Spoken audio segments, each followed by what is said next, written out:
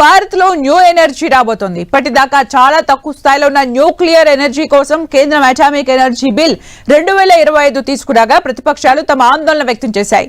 పర్యావరణ రంగంలో net zero emission లక్ష్యం సాధించాలన్న క్లీన్ ఎనర్జీ పాలసీలో భాగంగా 100 గిగావాట్ల ఎనర్జీ సాధించాలన్న ఈ బిల్ గేమ్ చేంజర్ గా చెప్తున్నారు. ఇప్పటిదాకా మనం వాడుతున్న ఇంధనం పూర్తిగా పునరుద్ధరించలేని వనరుల నుంచి వస్తుంది. ఆ కోణంలో రిన్యూవబుల్ ఎనర్జీ కోసం ప్రయత్నాలు సాగుతున్నాయి.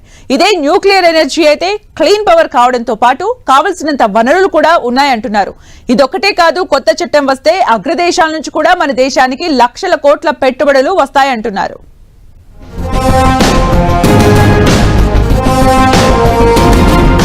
అణు విద్యుత్ రంగంలో ప్రైవేట్ ఎంట్రీ, పెట్టుబడులు పెరుగుతాయి. మరి ప్రమాదం కాదా? న్యూక్లియర్ కెపాసిటీ పెరుగుతుంది. మరి భద్రత మాటేంటి? భారతదేశ ఇంధన భద్రత కోసమంటూ కేంద్రం అటామిక్ ఎనర్జీ బిల్ 2025 ని చట్టంగా తీసుకువస్తోంది. 2047 నాటికి 100 గిగావాట్ల న్యూక్లియర్ ఎనర్జీని సాధించడమే లక్ష్యంగా మంత్రి జితేంద్ర సింగ్ చెప్తూ, ప్రస్తుతం ఈ రంగంలో విద్యుత్ కానీ ఎనర్జీ కానీ కేవలం 8.8 గిగావాట్లుగా చెప్పుకొచ్చారు. అయితే కొత్త బిల్లులోని అంశాలను చూస్తే అటామిక్ ఎనర్జీ చట్టంలో ప్రైవేట్ కంపెనీలకు ఆహ్వానం పలుకుతూ మార్పు చేసింది. దీంతో భారీగా విదేశాల నుంచి పెట్టుబడులు వస్తాయని, అంతేకాదు ఆధునిక టెక్నాలజీ కూడా మనకి అందుబాటులోకి వస్తుందనేది కేంద్రం మాట. కొత్త బిల్తో విదేశీ టెక్నాలజీ ప్రొవైడర్లకు భారతదేశ అణు ప్రాజెక్టులలో సులభంగా ప్రవేశం దక్కుతుంది.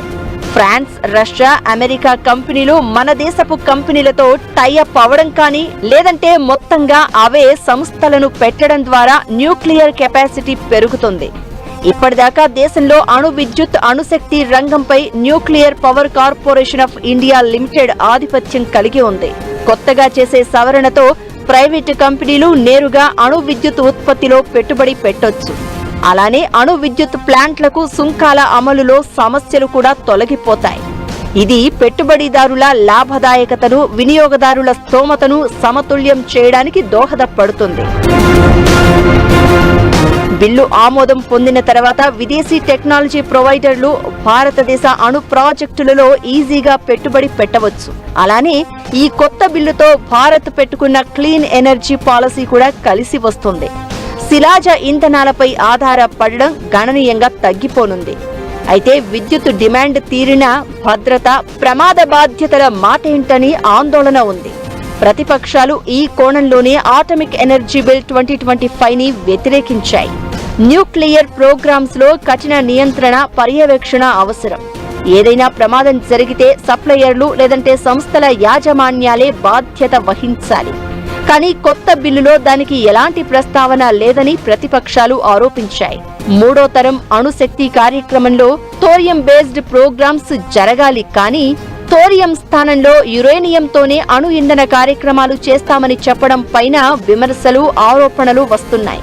వీటితో పాటే చాలా ప్రాంతాల్లో అణు విద్యుత్ కేంద్రాల ఏర్పాటుకి జనం నుంచి వ్యతిరేకత వస్తోంది. అయితే ఎన్డీఏ మాత్రం వీటిని సమర్థవంతంగా ఎదుర్కోగలము అని, అటామిక్ ఎనర్జీ బిల్ 2025 మన దేశ ఇంధన భవిష్యత్తును కాపాడుతుందనే ధీమా ప్రదర్శిస్తోంది.